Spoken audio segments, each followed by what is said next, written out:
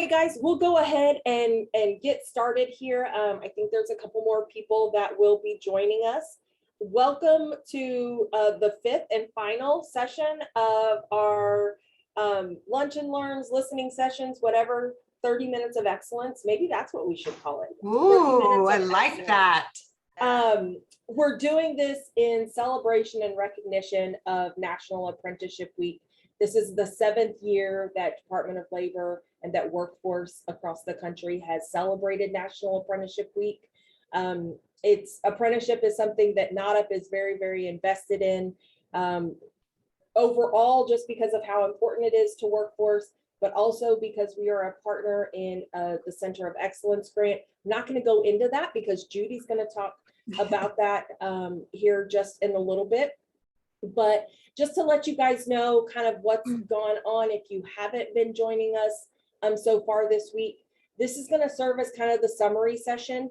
Please feel free to use the chat if there's any questions, comments that you guys want to put in there. If we can get to it, we will. If we can't, then we're going to summarize all of this, put it in writing, and get it out to all of you guys.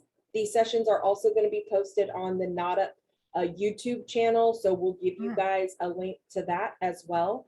And we just actually got done talking with Rick a little bit. I think that we've had some really good feedback from this, so we're going to probably continue these.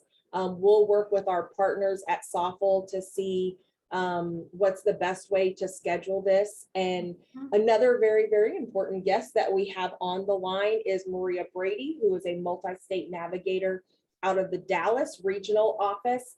It's been great to have Maria on the line. She has been able to provide us with a lot of, number one, answers, insight, some technical assistance documents that we're going to get out to all of you guys.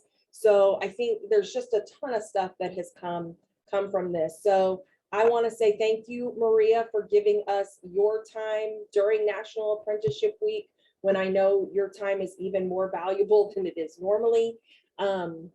But right now, I actually want to send it over to Judy. I think she's got a couple slides to go over with you.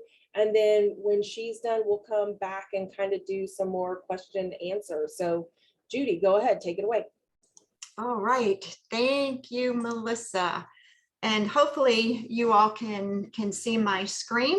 It should have our Registered Apprenticeship Center of Excellence logo up in the corner. I feel like by Friday, a lot of us are just family and friends now. I see some names that I recognize throughout the week. So just a quick overview again. I work for Safal Partners, and we're the lead on the strategic partnerships and system alignment Registered Apprenticeship Center of Excellence. That's a big, long word. We have yet to come up with an acronym for that. Maybe we should have a contest. But we're very focused for the next 4 years on having conversations with the workforce and education system really down at the local boots on the ground level, to learn and understand what you need to accelerate and advance registered apprenticeships within both systems. Because at the end of this, what we want to say is registered apprenticeships are that premier mainstream talent development tool for our industry partners and for across the two systems. So I might get my mouse to work with me here.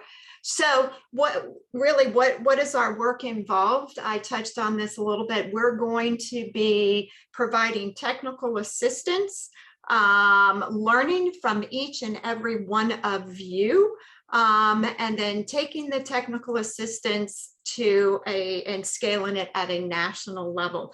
Very, very focused on engaging key stakeholders from the ecosystem. We put out a press release on Monday that says by 2025, we want to have forged and facilitated 3,000 new engagements between our industry partners, workforce, and education. That's a very ambitious goal, but I absolutely believe that that is doable and we are going to do it. And we're going to do this by collaborating with our federal and state apprenticeship offices and subject matter experts. So one of the things that you all are probably wondering, you know, how can you get involved and be a part of this and what to expect? So going forward, some of the things that we're going to be providing, like Melissa was saying, and I love that 30 minutes of excellence is at least on a quarterly basis, but hopefully more often we'll have like virtual offices to provide technical assistance. We want to do webinars to give you the tools that you need to engage employers. We're going to be hosting what we call strategic doing sessions. It is a very unique way of approaching the work that needs to be done. Our grant focuses initially on 5 key states. That's California, Texas, Missouri, North Carolina, and Iowa. But that does not mean that we are not going to work with everybody across the nation. Those states were strategically chosen because of geographical location: east, west, central, rural, suburban, metropolitan, where they were in their work within registered apprenticeships. So we'll be going to those key states. You all will be getting notifications of that. We're going to develop the marketing collateral that you need, and we want you to be a part of those new relationships and partnerships that we're building. So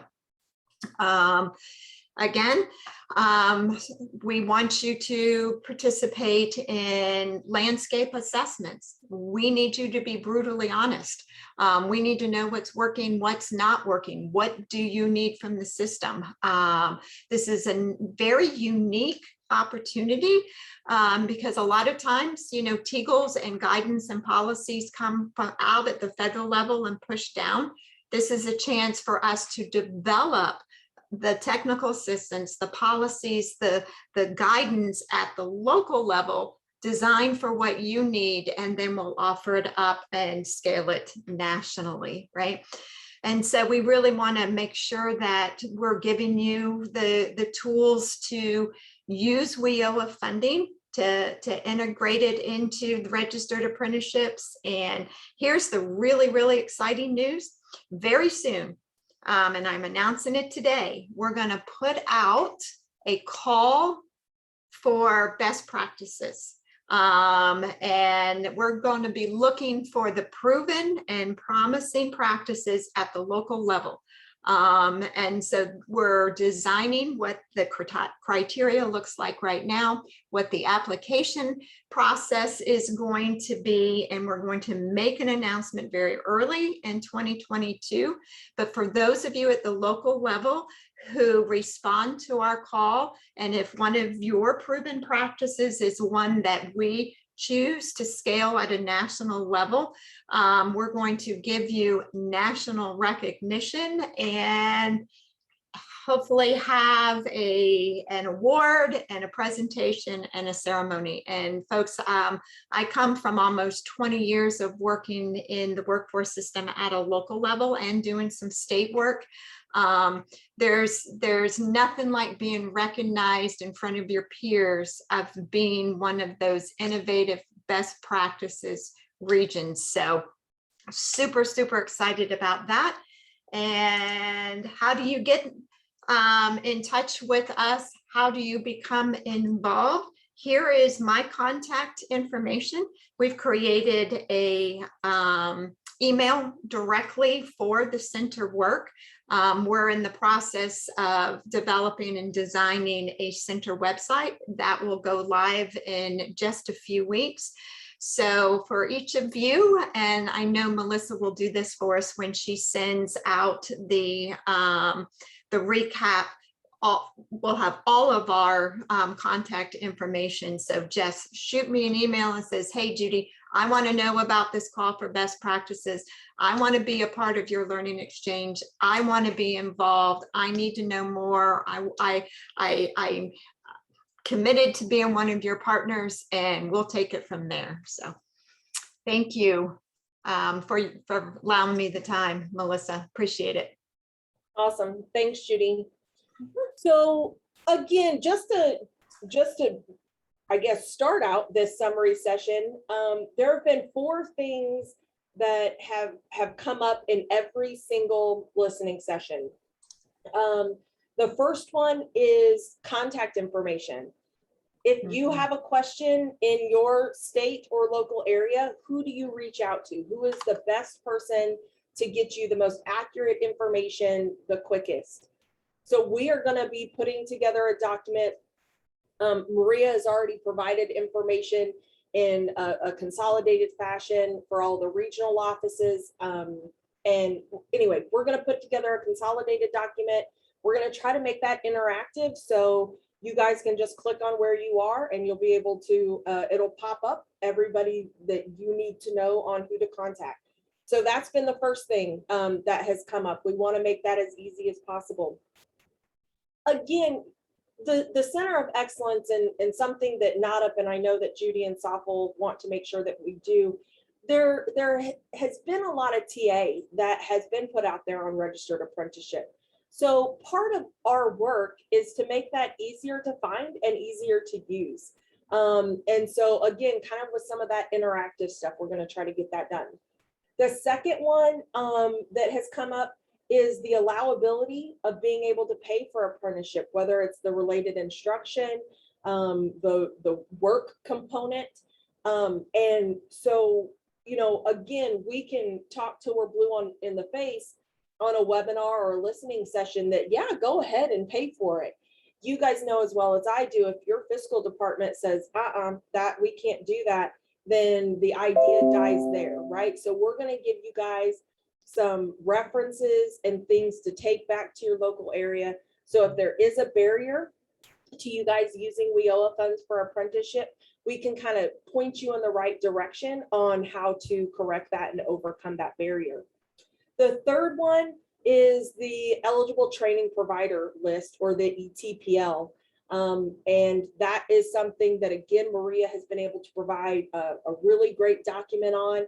I think we're going to also try to make that interactive so that it'll work state by state and kind of pop up the appropriate next question depending on the state plan and how the eligible training provider list works in your particular state.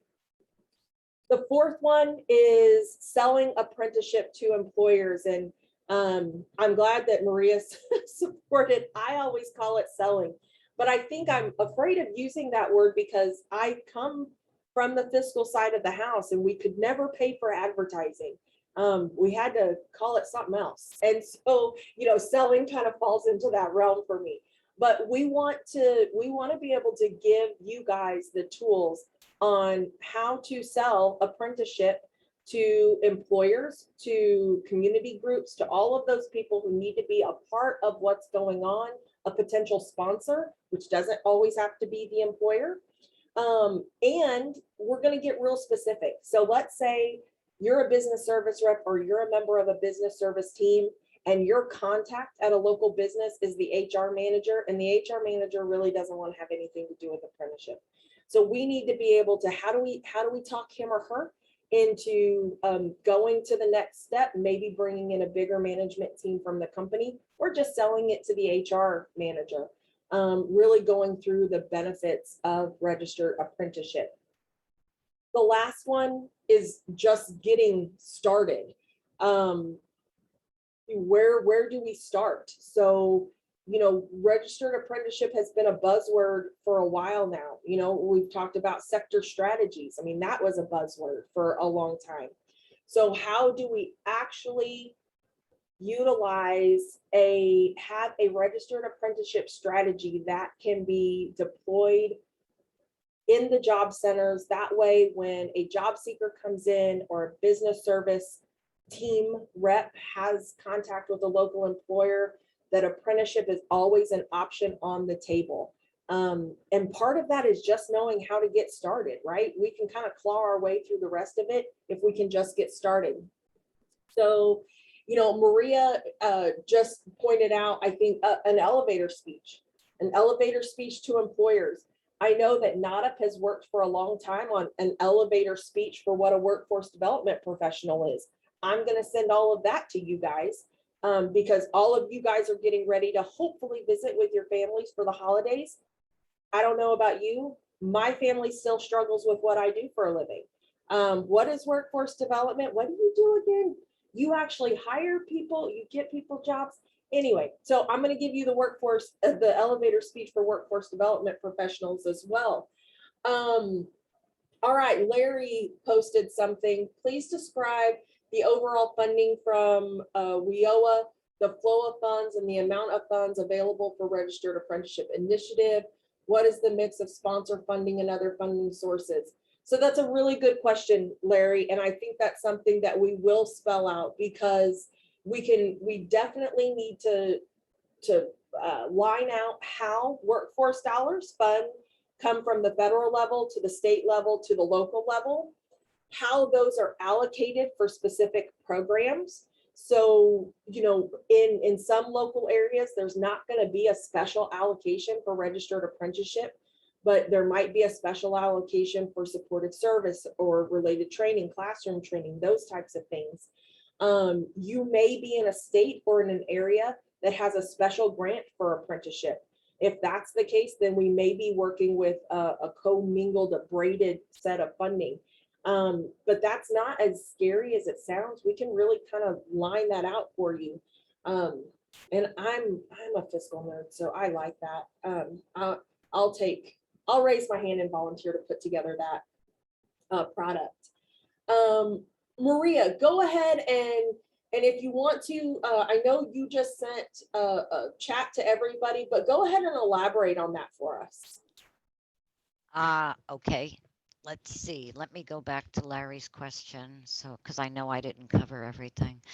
Okay, so the funding is from the federal level and it is allotted to states. And when I say states, I include all the territories and such because they're included based on the federal definition of state.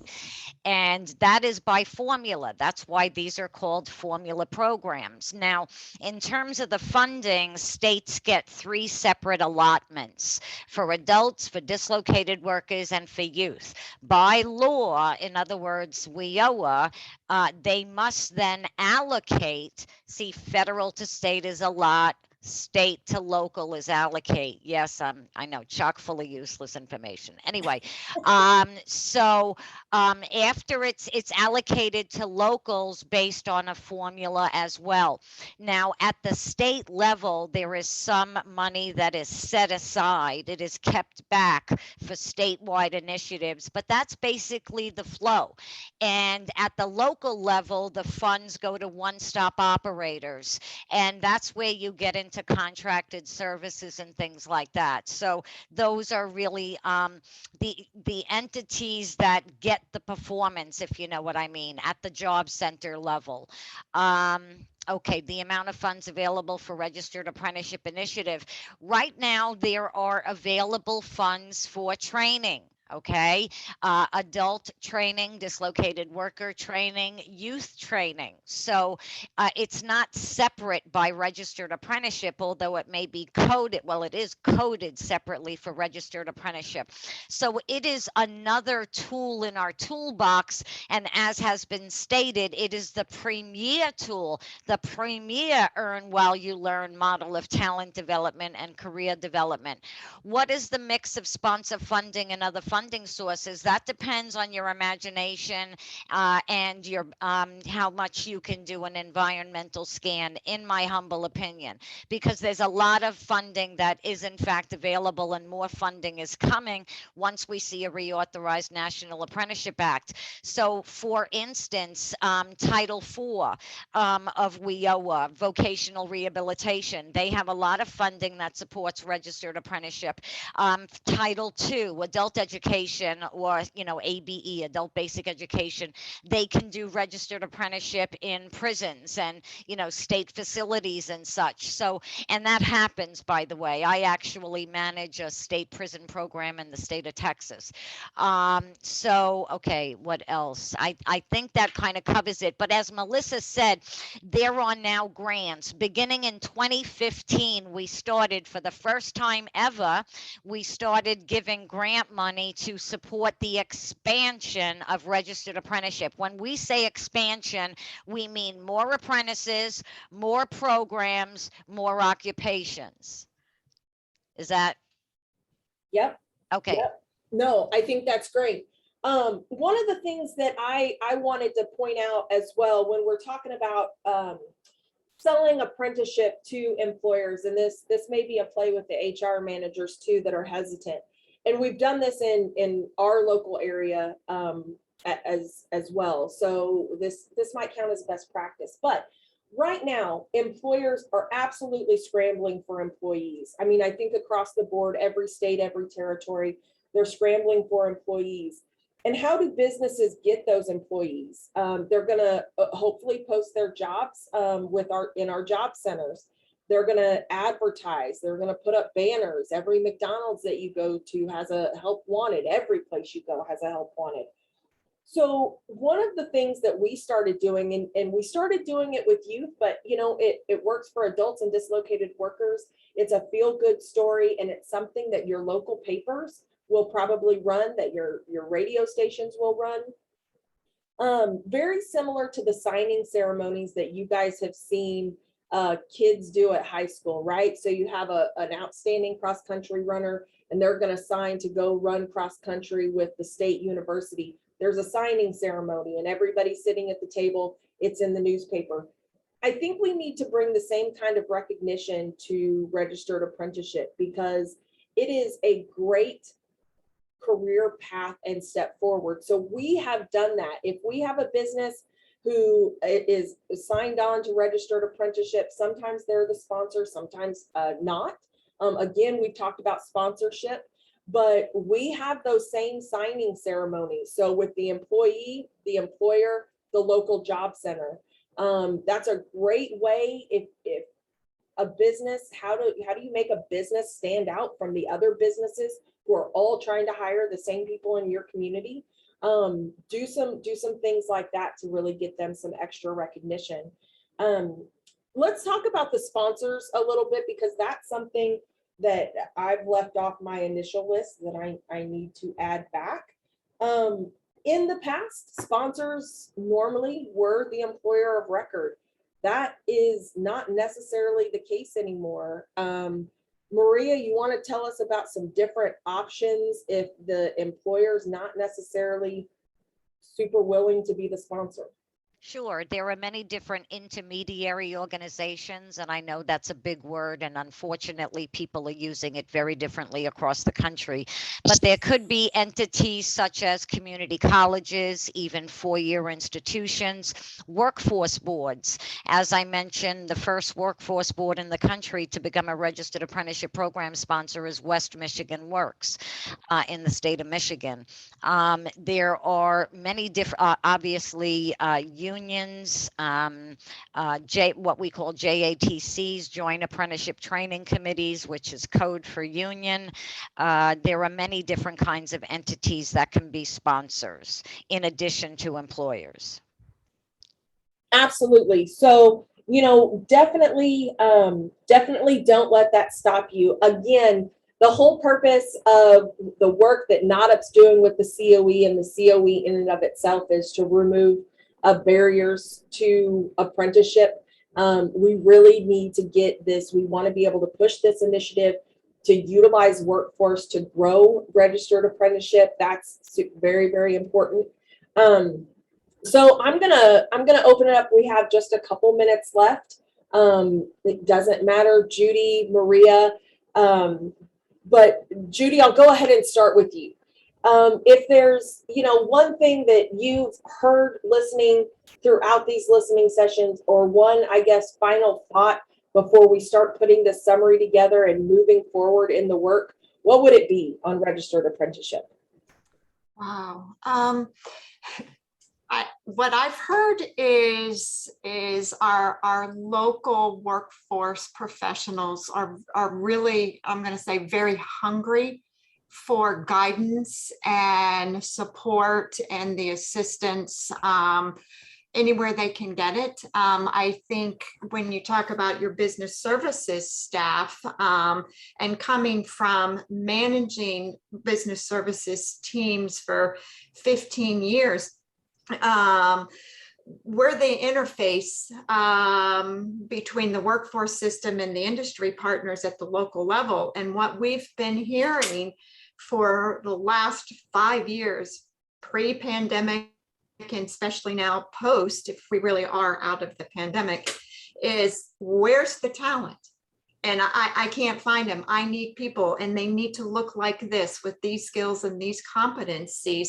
We now have a tool to help them build that talent rather than constantly going and spending company profits to buy it over and over again, to move it, to relocate it, just to have a competitor take it away from you. And so I am so very excited to continue to have these conversations to really put the tools that you all need, because it's twofold. Sure, it's growing and accelerating registered apprenticeships, but you're going to have the ability to solve a talent problem for your local industry partners. They just don't know how to do it. And so we're going to give you the tools to hold their hands and walk them through the process. And then when they can start developing and building the talent that meets their needs, folks, that's a win-win all day long, all day long. Awesome. Thanks, Judy. Maria, any final thoughts from you? Yeah, sure. We need to do more. We absolutely need to do more. What I'm hearing is just an urgent need for communication structures, whether it's the 30 minutes of excellence, which I think is great. And actually, if we could do that on a monthly basis, that would be absolutely awesome. So I think that we need those structures in place. I think that NAWDP can play a key role. There are many things that have been developed over the past several years that you could utilize to help support frontline staff. I would bet that most of the people, even though today is not as well represented as the other days, but there are desk aids on many different items, just 2-page in and out. Here are the facts, here are the citations. And I wonder to what extent folks are aware of that, like on incumbent worker training. I mean, it's, I have them posted up on my wall here, right next to my grandkids. But anyway, so yeah, we need to do more, and communication structures. No, Maria, you bring up a really good point. What NAWDP wants to bring to the center is twofold. And Larry just asked a question about getting really specific, and that's something that NAWDP wants to be able to help with as well. So we want to make it easier to find. We want to make it more likely that folks on the front line will utilize those resources that are already developed. Make those easier to access, make those a little bit more in your face, so you know that they're available. It might be just doing stuff like this and saying, do you realize that this is available, this is available, this is available? Because I know that sometimes I have to be reminded that something's there for me to go look at. So we're going to do a lot of that. But Larry, to get to your question, NAWDP's going to do that. So we have somebody dedicated to this project. And if you guys need specific examples of what kind of money is coming into your state, into your local area, those types of things, we're willing to help you look into that. All of that information is available. So NAWDP definitely wants to be your resource for that. I will say, if you're a NAWDP member, if you log into your profile, NAWDP also has a community forum. So it's very similar to Facebook, actually. But you can interact with folks on there, other NAWDP members. You can ask questions, get answers in real time. So I would, if you're a NAWDP member, please take advantage of that because that's great. If you're not a NAWDP member, you should consider it because we've got some really great things. But we're going to put this summary together. This summary is going to lead to the technical assistance that we develop. Maria, thank you so much. We're going to utilize your knowledge and all of the other regional offices to make sure that we get great information, usable information out to all of these folks. So happy National Apprenticeship Week. This wraps up our final listening session. I hope that everybody is healthy and able to visit with the ones that they love over this next week. And we will be back on the ground working in the next couple days. So thank you guys. Have a great weekend. Have a great Thanksgiving. Thank you.